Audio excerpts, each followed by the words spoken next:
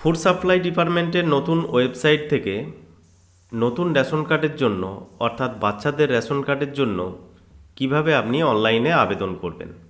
আগের পদ্ধতি থেকে এখন পদ্ধতি একটু চেঞ্জ হয়ে গেছে। সেই ক্ষেত্রে নতুন করে ফর্ম নাম্বার 4 কিভাবে আপনি সাবমিট করবেন অনলাইনে, কি কি ডকুমেন্ট লাগবে, কিভাবে ফর্মটা ফিল আপ করে সাবমিট করবেন, সম্পূর্ণ পদ্ধতি এই ভিডিওতে দেখাবার চেষ্টা করব। সম্পূর্ণ ভিডিও দেখার অনুরোধ রইল। পাশাপাশি চ্যানেলে নতুন হলে সাবস্ক্রাইব করে পাশে বেল আইকনে ক্লিক করবেন। বন্ধুদের সাথে ভিডিওটা শেয়ার করে তাদেরকেও ইনফরমেশন দেওয়ার চেষ্টা করবেন।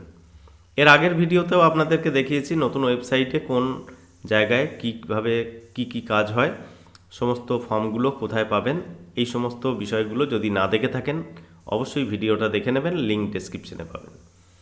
তো বন্ধুরা, এখানে দেখছেন আমরা ফুড সাপ্লাই ডিপার্টমেন্টের অফিসিয়াল ওয়েবসাইটে ভিজিট করেছি। এবার এই ওয়েবসাইটে আসার পর আপনি এখানে অপশান পাবেন সিটিজেন হোম। এই সিটিজেন হোমে এখানে ক্লিক করবেন।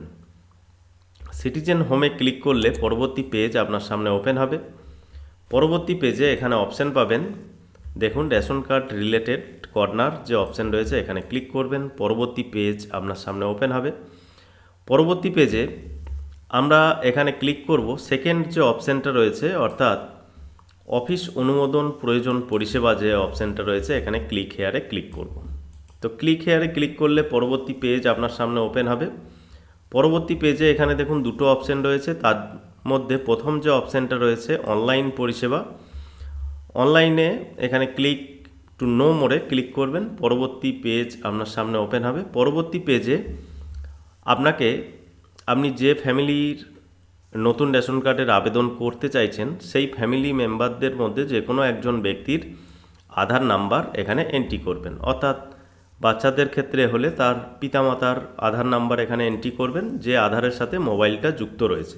তো এখানে আধার নাম্বার এন্ট্রি করার পর এখানে ডিক্লারেশনের যে বক্সটা রয়েছে এখানে ক্লিক করবেন।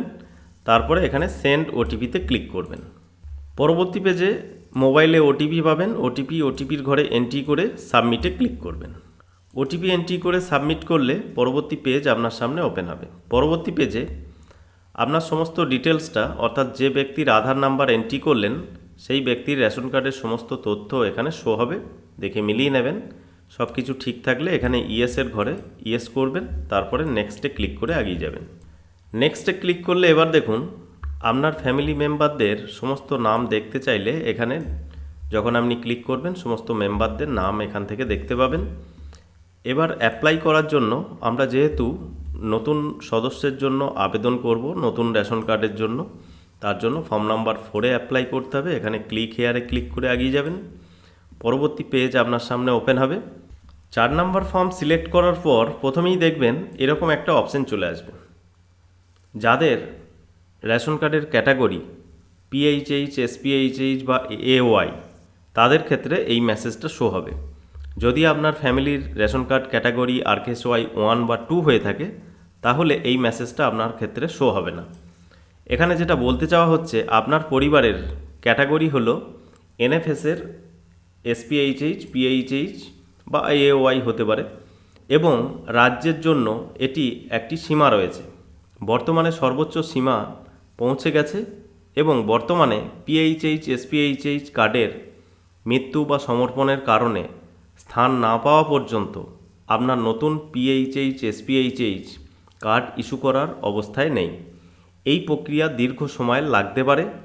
আপনি আপনার পুরো পরিবার আরকেএসওয়াই 1-এ রূপান্তর করতে পারেন, যা একই সুবিধা বহন করে এবং সমস্ত সদস্যের অনুমোদনের সাথে আরকেএসওয়াই 1 কার্ড পাবেন।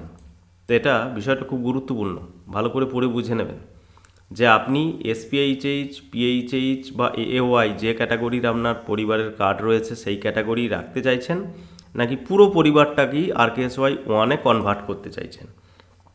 যদি আপনি আগের ক্যাটাগরি রাখতে চাইছেন তাহলে আপনার কার্ড পেতে একটু দেরি হতে পারে, আপনাকে কিছুদিন অপেক্ষা করতে হতে পারে, সেটা এখানে বলা হচ্ছে।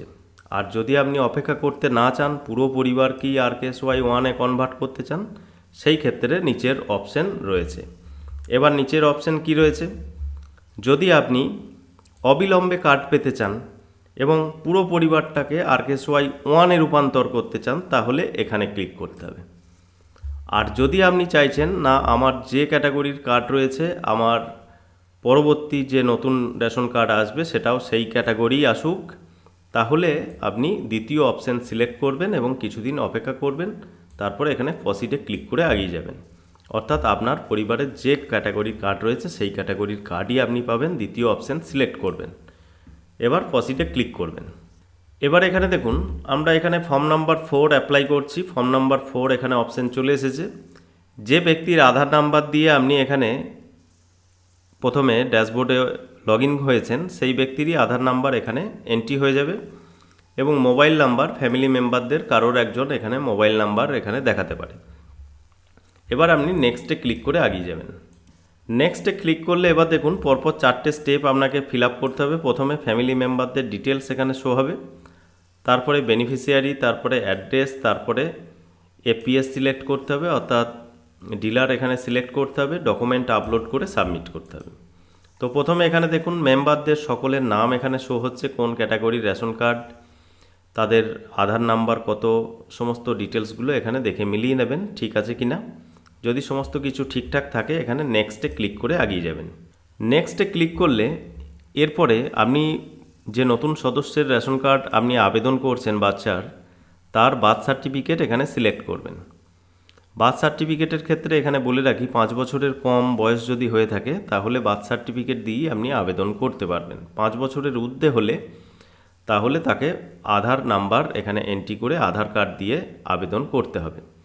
তো আমরা যেহেতু 5 বছরের কম বয়সের বাচ্চার আবেদন করছি এখানে বার্থ সার্টিফিকেট সিলেক্ট করব।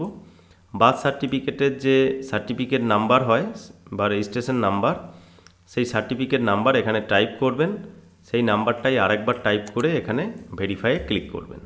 পরবর্তী পেজে বার্থ সার্টিফিকেট এবং আধার কার্ড অনুযায়ী বাচ্চার যে নাম রয়েছে সেই নাম এখানে এন্ট্রি করবেন, তার জন্ম তারিখ, লিঙ্গ, জেন্ডার, এগুলো সমস্ত কিছু আপনি এখানে সিলেক্ট করবেন। যদি হ্যান্ডিক্যাপ হয়ে থাকে বা এই সমস্ত কিছু সেই ক্ষেত্রে এখানে অপশান পাবেন, এর মধ্যে যে কোনো একটা সিলেক্ট করবেন অথবা ছেড়ে দেবেন।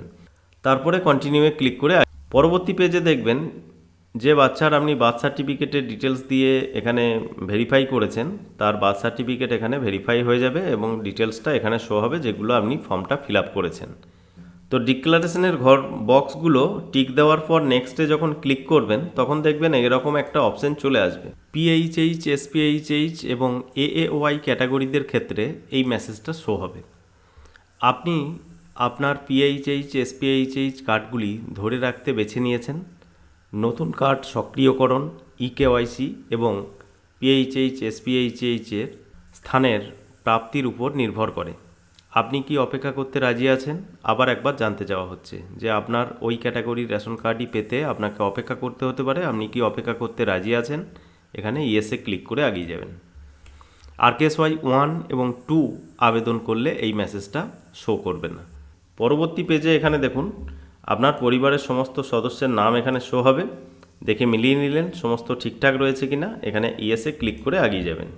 তারপরে আপনার সমস্ত ঠিকানাটা এখানে ফিল করতে হবে। আপনার গ্রাম থেকে শুরু করে পিনকোড, পোস্ট অফিস, জেলা, থানা সমস্ত কিছু আপনি এখানে লিখে দেবেন। ঠিকানা লেখার পর নেক্সটে ক্লিক করবেন। নেক্সটে ক্লিক করার পর আপনার যে রেশন দোকান সেই রেশন দোকানের নাম এখানে শো হবে, দেখতে পাবেন। তো রেশন দোকান মিলিয়ে দেখে নেওয়ার পর এখানে নেক্সটে ক্লিক করবেন। এবার পরবর্তী পেজে আপনাকে একটা ডকুমেন্ট এখানে আপলোড করতে হবে। যেহেতু বাচ্চাদের আমরা রেশন কার্ডের আবেদন করছি তার ডকুমেন্টস হিসাবে এখানে চুজ ফাইলে ক্লিক করে পিডিএফ ফরম্যাটে আপনি তার বার্থ সার্টিফিকেটটা আপলোড করে দেবেন, তারপরে সাবমিটে ক্লিক করবেন। এবার পরবর্তীতে আপনি অ্যাপ্লিকেশন স্ট্যাটাস চেক করতে চাইলে একই রকমভাবে এই ড্যাশবোর্ডে আসবেন। যেভাবে আপনি আধার নাম্বার দিয়ে এই ড্যাশবোর্ডে লগ ইন হয়েছেন সেইভাবে আপনি ড্যাশবোর্ডে আসবেন। এখানে সিটিজেন হোম যে অপশান রয়েছে এখানে ক্লিক করবেন, তাহলে এখানে চেক অ্যাপ্লিকেশন স্ট্যাটাসের অপশান পাবেন। চেক অ্যাপ্লিকেশন স্ট্যাটাসে ক্লিক করলে আপনি যে অ্যাপ্লিকেশনগুলো করেছেন তার সমস্ত অ্যাপ্লিকেশন স্ট্যাটাসগুলো এখানে শো হবে এবং এখানে ভিউতে ক্লিক করলে তার সমস্ত বিবরণটা আপনি এখানে দেখতে পাবেন। তো বন্ধুরা, আশা করি বুঝতে পেরেছেন যে নতুন রেশন কার্ডের জন্য কিভাবে আপনি অনলাইনে আবেদন করবেন এবং পরপর step by step fill up করে ফর্মটা সাবমিট করবেন।